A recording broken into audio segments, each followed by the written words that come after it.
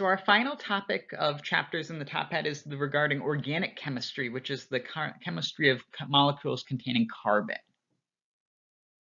So when we're talking about organic chemistry, we're talking about chemistry of molecules containing carbon. So organic chemistry is any type of carbon-containing molecule, and usually it's carbon, hydrogen, oxygen, nitrogen, and a few other elements as well. And you can see some of the more common occurring elements for organic chemistry down here.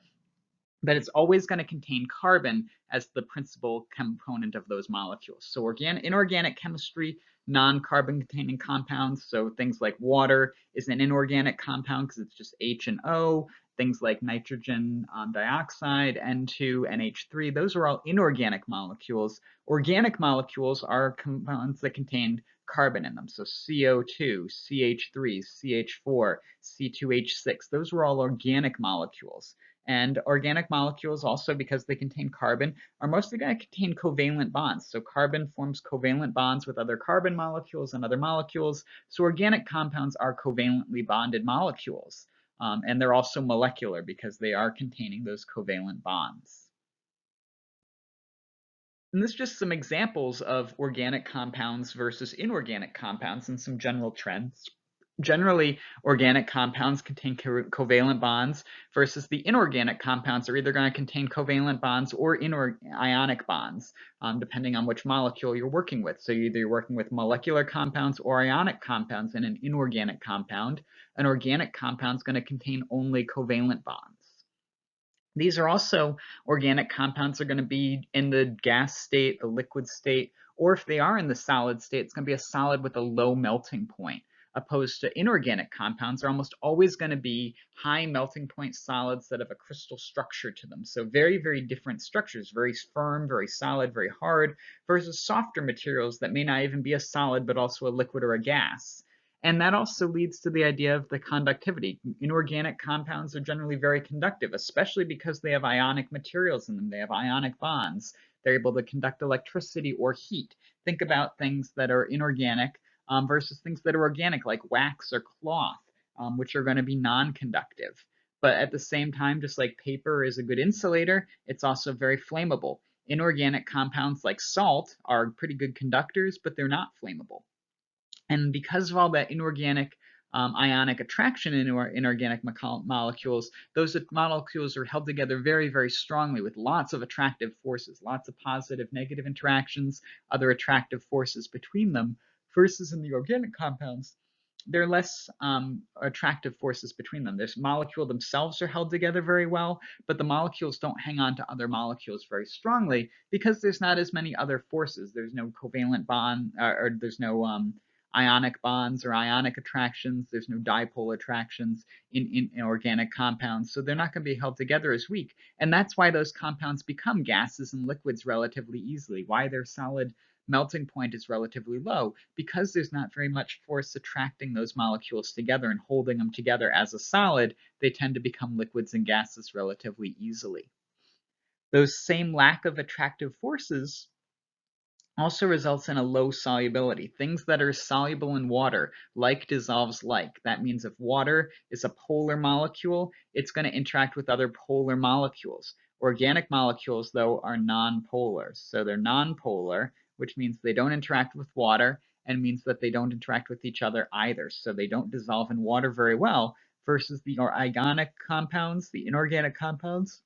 Those are polar, and they're going to interact with water, which is also polar, and they're also going to interact with each other. So inorganic compounds with ionic bonds between them, very strong force between those molecules, very high polar nature, dissolve in water really well. Versus soluble and that makes them soluble, versus the inorganic compounds are not very soluble, low attractive forces, low solubility in water. And there's also just lots more organic compounds than there are inorganic compounds. And that's because carbon can form lots and lots and lots and lots of bonds. So there's hundreds of thousands of millions of organic compounds because of all the different bonds that carbon can form versus inorganic compounds with ionic bonds. You're pretty much limited to 1-to-1 ratio in the periodic table, and you can only do so many of those before you run out of molecules. So lots more organic compounds than inorganic compounds, and that's why organic chemistry has lots and lots of different materials to study. So this is just kind of a reminder what we're talking about with organic chemistry. We're talking about carbon, and carbon can form 4 bonds, up to 4 bonds. It can form 4 bonds to 4 individual molecules, like this CH4 right here, 4 hydrogens attached to 1 carbon. That's one way of carbon forming 4 bonds. But also here, this molecule of carbon here has 2 bonds to a hydrogen, and then another 2 bonds to a carbon. So this is also forming 4 bonds, but it's a double bond and then 2 single bonds.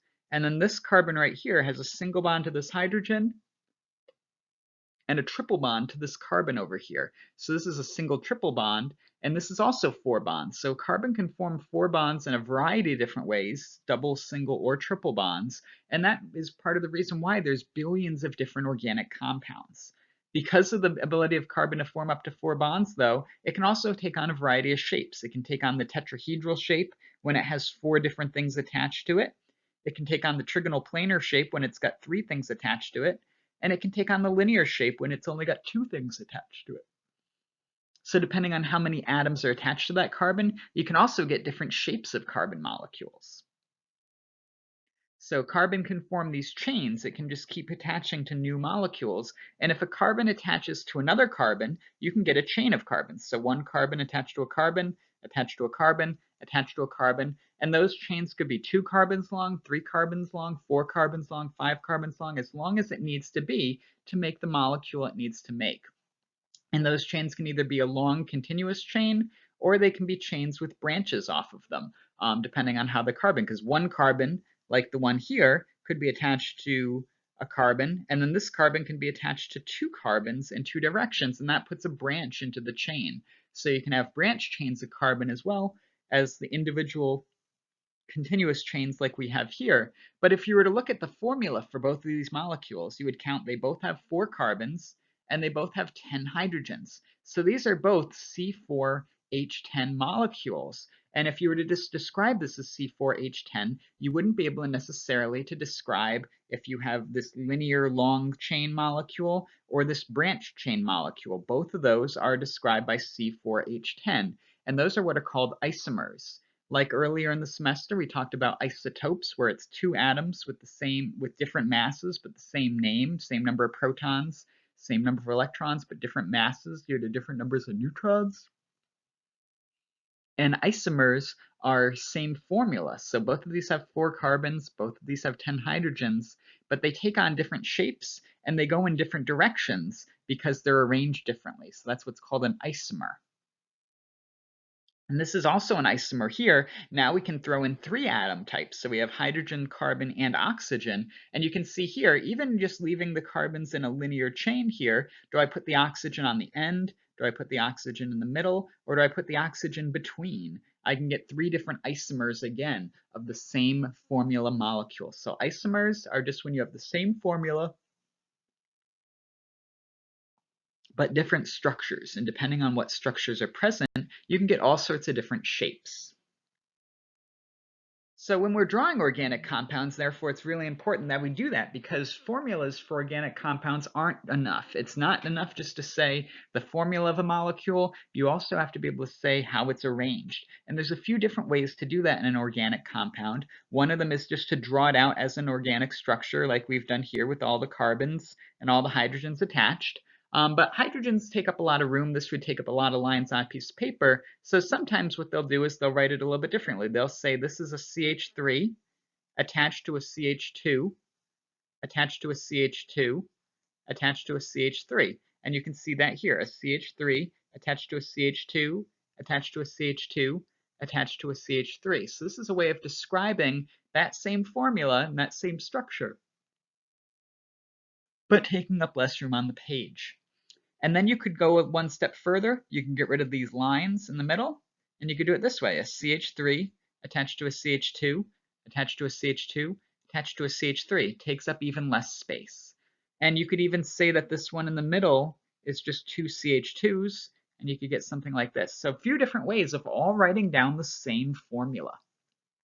Sometimes if people are writing these out, they don't want to write a lot of CH2, CH3s, so they'll also do what's called a skeleton structure where they'll write out the ends, but then the middle pieces are just drawn as little squares. And every time you bend your pen and change direction, that's another way of saying a CH2 molecule. So sometimes you'll see that as well, but generally we're going to try to stick with the more elaborate version when we can, so you can see it. But if you ever see a paper or an image or anything like that drawing something like this, or maybe you'll see like a really long one, that's just because they didn't want to write out all those CH2s. And there's lots of different groups that can be attached to a carbon. We've just been talking about carbons and hydrogens. We mentioned oxygen briefly, but there's actually lots and lots of different groups that can be attached to an organic molecule in order to make a molecule have different functionality. It could just be C's and H's, and that's what's called an alkane. But you also have things like alkenes, which have C's, H's, and double bonds. Alkynes, C's and H's and triple bonds. Or aromatics, which have carbons forming up rings. But then you can start adding oxygens to the mix, and you can either get alcohols or ethers, depending on where that oxygen's attached. You can throw in nitrogens by making amines. You can make aldehydes, which have an oxygen but a double bond. So you can have oxygen double bonded, oxygen single bonded, oxygen in the middle, and you get all these different functionalities: aldehydes, ketones, carbohydrates, amides. And these are all different groups that are added on to an organic compound that exists. And because these change the chemistry of the molecule, they're very important to identify. And just having a single nitrogen can radically change the chemistry of a molecule. And it's so important to know what molecules are there that that's actually how they classify organic compounds. Organic compounds are classified by what other groups are attached. So if it has a double bond oxygen, it's a ketone. And that's how they classify different types of organic molecules, by the extra chemistry that's brought in by these functional groups. So one of the simplest types of functional groups are just called hydrocarbons. Hydrocarbons are organic molecules that only contain carbon and hydrogen, hence the word hydro for hydrogen and carbon for carbon. So hydrocarbons only contain hydrogen and carbon, and they're either classified as what are called saturated or unsaturated. A saturated hydrocarbon is just carbon, hydrogen, and all single bonds, only single bonds. And those are sometimes either called saturated hydrocarbons or they're referred to as alkanes. Those are molecules that only contain carbon, hydrogen, and single bonds. And you could think of that like a sponge. When a sponge is saturated with water, it's full of water. When a hydrocarbon is saturated with hydrogen, it's full of hydrogen. There's no double bonds. Unsaturated hydrogens or hydrocarbons are similar to hydrocarbons, but they can contain double or triple bonds. And these are either called alkenes or alkynes, depending on if they contain a double or a triple bond. But they'll also contain single bonds as well. They don't only contain double bonds, it just means that they do contain some. And if these carbons are in a chain, they're sometimes referred to as aliphatic hydrocarbons. If they're carbons that are in a ring, then they're sometimes referred to as aromatic or cyclohydrocarbons. But these are the simplest type of carbons that you can have. The simplest type of organic molecules contain hydrocarbons, which contain hydrogen and carbon alone. And those are the types of molecules that are the easiest ones to work with in terms of organic compounds. So this is just an image of a few different types, and you can see the separation between the saturated, all single bonds, and then the ones with either a double bond or a triple bond becoming an alkene or an alkyne. So this would be a double or a triple bond or a triple bond in rings. These are unsaturated hydrocarbons. Unsaturated hydrocarbons contain a double bond. Saturated hydrocarbons contain a single bond. And this is different types of molecules, but there's no oxygens, no nitrogens, nothing except carbon and hydrogen, because again, these are hydrocarbons. They're just either saturated, all single, or unsaturated, containing something besides a single. But even here, you can see, even though it does contain a single double bond here, it also contains a single bond. So it doesn't have to be all double bonds. It contains both mixtures of single and double bonds, but as long as there's just one double bond present, it's an unsaturated compound. To be saturated, you have to have only single bonds. You can't have any double bonds at all. So that's a good spot to stop for today, and we'll talk more about hydrocarbons next time. So have a good night. Bye.